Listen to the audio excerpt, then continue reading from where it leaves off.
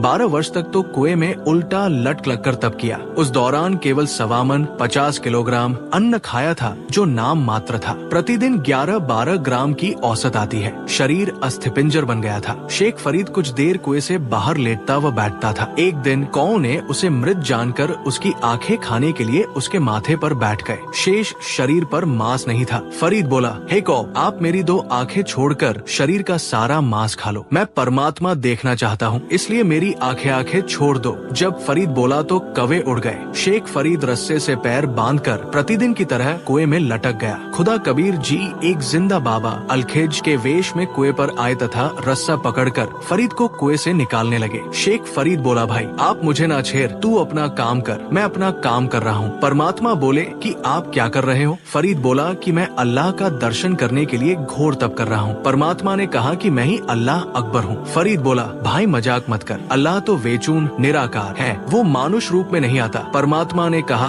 कि आप कहते हैं कि परमात्मा निराकार है, दूसरी ओर कह रहे हो कि परमात्मा के दर्शन दीदार के लिए घोर तप कर रहा हूँ। कहते हैं घाम का और ज्ञान का तो चमका सा ही लगता है। विचार किया कि अल्लाह नहीं है तो अल्लाह का ये बाखबर अवश्य है। शेख फरीद ने चरण पकड़ लिए, तत्व ज्ञान समझा। कबीर परमात्मा के द्वारा बताई साधना करके कल्याण करवाया।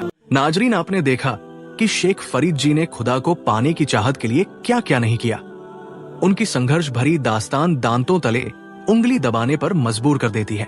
जिस अल खिज्र ने शेख फरीद जैसे महापुरुष को खुदाए कबीर जी की इबादत की सच्चे इल्म की जानकारी दी, जिसको करने के बाद आज वो जन्नत-ए बैतूल गए, उसी सच्चे कबीर परवरदिगार की सच्ची इबादत आज के मौजूदा दौर में केवल बाखबर संत रामपाल जी ने बताई, जिसके विषय में पाक कुरान की सूरह फुरकान 25 आयत नंबर 59 में भी कुरान पाक बोलने वाले खुदा ने भी फरमाया है।